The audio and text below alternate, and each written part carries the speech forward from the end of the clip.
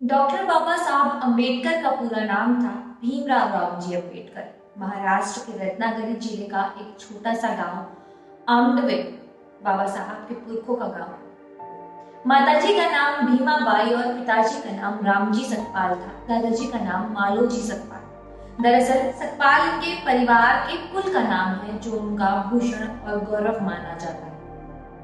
बाबा साहब हिंदू धर्म में अछूत समझे जाने वाली जाति महार से थे। उनके पूर्वज गांव में धार्मिक त्योहारों के समय देवी देवताओं की पालकियां उठाने का काम किया करते थे।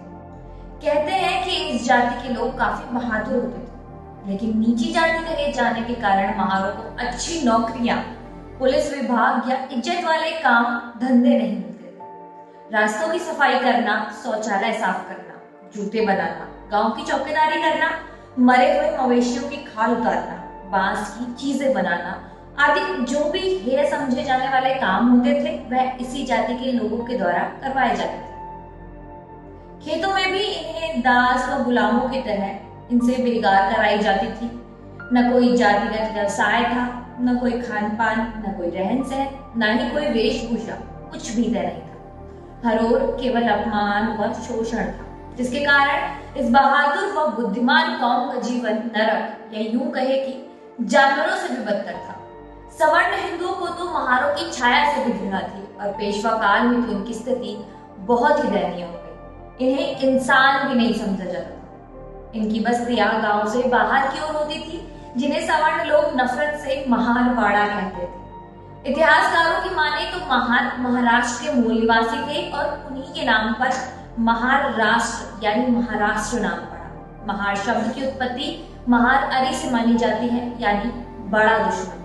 महार जाति के लोग मजबूत कदकाठी वाले, रौबीले आवाज, बुद्धिमान व बहादुर लड़ाकू प्रवृत्ति के होते थे। इसी कारण राजा महाराजाओं द्वारा सेना में महारों को प्राथमिकता से रखा जाता था। उस समय भारत में आने वाले यूरोपियन लोगों ने बहादुर महारों की पहचान करने में देर नहीं की और सेना को मजबूत बनाने के लिए ईस्ट इंडिया कंपनी की बॉम्बे आर्मी में महार रेजिमेंट की स्थापना कर इनकी भर्ती शुरू कर दी गई। दरअसल ब्रिटिश सेना में भर्ती होना गरीब महारों की इच्छा नहीं बल्कि उनकी मजबूरी थी, क्योंकि सवर्ण हिंदू इन्हें नीच समझकर दुत्कारते थे और पेशवाओं की सेना में भर्ती नहीं करते थे। इनके पास परिवार के पालन पोषण तक के लिए कोई व्यवसाय नहीं था, इसलिए अपनी पारिवारिक और आर्थिक स्थिति को देखते हुए महार ब्रिटिश सेना में भर्ती हुए, जहाँ कोई जात पात नहीं था।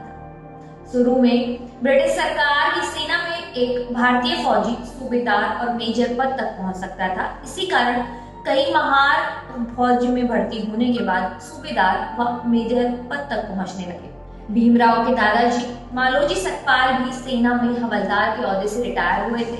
मालोजी राव की 4 संतानें हुई, जिनमें से राम जी उनकी चौथी संतान थे। अपने पिता की तरह रामजी सतपाल भी सेना में भर्ती हो गए।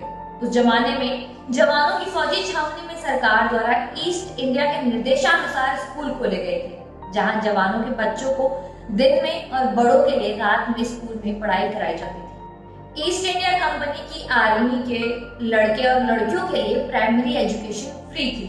सभी को पढ़ाई करना जरूरी होगा, यह वहां का नियम था। इस नियम से उन महार परिवारों को भी पढ़ने लिखने का अवसर मिल गया, जिन्हें सवर्णों द्वारा धुतकारा जाता था, जिनके लिए समाज में जात पात, छुआछूत व हिंदू धर्म के बंधनों के कारण स्कूलों के दरवाजे बंद हुआ करते थे।